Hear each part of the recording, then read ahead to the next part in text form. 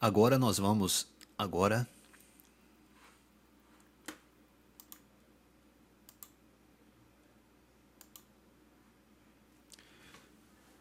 agora nós vamos a um exercício que estabelece aí todos os processos, né? Nós vamos usar aqui como exemplo esse exercício dizendo o seguinte: qual a energia necessária para transformar 10 gramas de gelo a menos 20 graus Celsius em vapor d'água a 110 graus Celsius. Então nós vamos ter 5 quantidades de calor trocada e nós no final nós somaremos aí cada processo e em cada fase nós usamos uma equação. Quando varia a temperatura, nós usamos o que macete. Quando não varia a temperatura, nós usamos o que mole. Variou a temperatura, o que macete.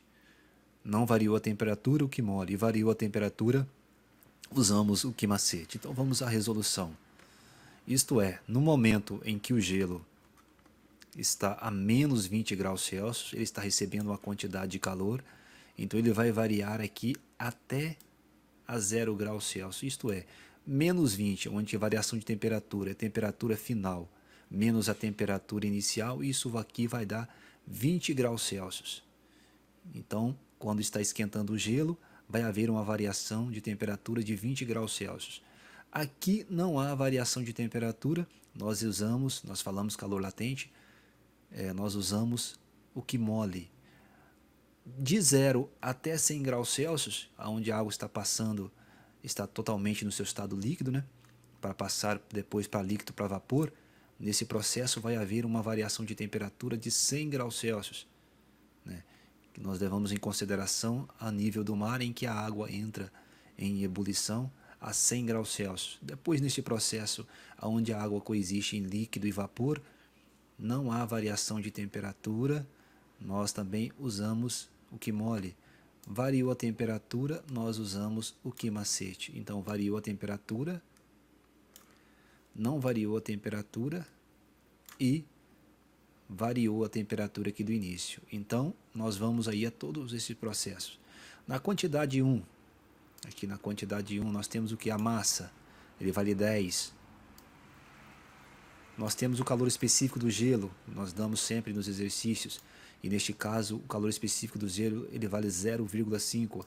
A variação de temperatura, isto é, do início aqui do material até a 0 graus Celsius, que é 20 graus Celsius, substituindo os dados, né? Massa 10, o calor específico do gelo é 0,5, então a quantidade 1 aqui vai valer 100 calorias. Nós usamos então o que macete. No segundo processo, em que a água vai coexistir entre sólido e líquido, nós usamos o que mole. A quantidade 2 é igual à massa, nós temos 10 gramas. O calor latente de fusão, nós também damos nos exercícios, o calor latente de fusão ele vale 80 calorias por grama. Então a quantidade 2 é igual a 800, 10 vezes 80, 800 calorias. Na quantidade 3, vai haver também a variação de temperatura. Está variando a temperatura de 0 a 100 graus Celsius, que é o estado líquido. Então nós pegamos a massa 10, o calor específico da água é 1, a variação de temperatura ele vai variar 100. Então a quantidade 3 é igual a 10 vezes o calor específico vezes a variação de temperatura que é 100. Então a quantidade 3 vai ser 1000 calorias. E a quantidade 4 não vai haver variação de temperatura. Nós falamos o que mole, que líquido mais vapor.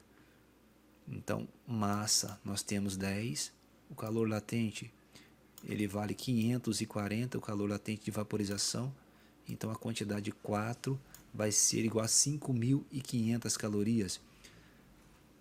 Depois de 100 graus Celsius até 110 graus Celsius, que o exercício está pedindo, em que a água vai estar, no caso, em vapor, né?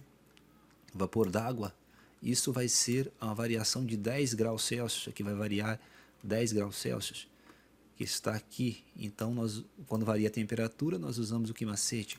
A quantidade 5 é igual a massa vezes o calor específico do vapor vezes a variação de temperatura.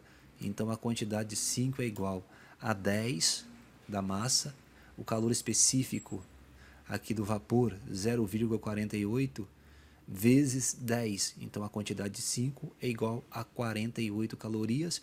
Então, neste processo todo, para transformar 10 gramas de gelo a menos 20 graus Celsius em vapor d'água a 110 graus Celsius, nós somamos todos estes processos. Isso vai dar a soma de quantidade 1, quantidade 2, quantidade 3, quantidade 4 e quantidade 5 é igual a 7.348 calorias. Simples assim, pessoal.